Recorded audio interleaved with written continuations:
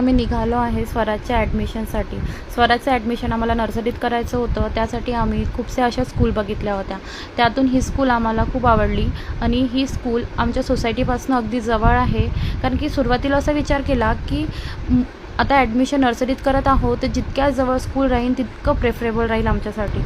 मग आम्ही स्वराजला घेऊन क्लासरूम वगैरे बघायला निघालो. क्लासरूम वगैरे बघितली. क्लासरूममध्ये स्वराज असा छान बसून वगैरे बघत होता. मग त्याच्या टीचरनी त्याला बेसिक असे क्वेश्चन केले, जसे की काही कलर्स रिलेटेड, शेप्स रिलेटेड या फ्रूट्स रिलेटेड. तर स्वराज असा छानपैकी असा मॅडमला आपल्या ॲन्सर देत होता. ते बघून आम्हाला पण खूप छान वाटलं. त्यांचं ऑब्झर्वेशन खूप फास्ट असते, स्पेशली लहान मुलांचं तर खूप जास्त. तिथल्या टी व्हीकडे बघून स्वराजला आपल्या घरची टी व्ही आठवली. तो म्हटला, मम्मा आपल्या घरी पण अशी टी व्ही आहे ना? तो बोलला की मला. मग मी त्याला हसून ॲन्सर दिला की बेटा, ही तुझी कार्टून पाहायची टी व्ही नाही आहे, ही आता तुझी क्लासरूममधली टी व्ही आहे आणि तुला यावर टीचर अभ्यास शिकवणार आहे.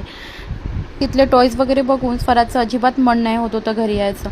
तो ह्या टॉईजवरून त्या टॉईजवर असा खेळतच राहत होता, स्लाईड करत होता, झुला झुलत होता. तो वारंवार आपल्या पप्पाला म्हणत होता, पप्पा मी इथेच राहते, मी घरी काही येत नाही.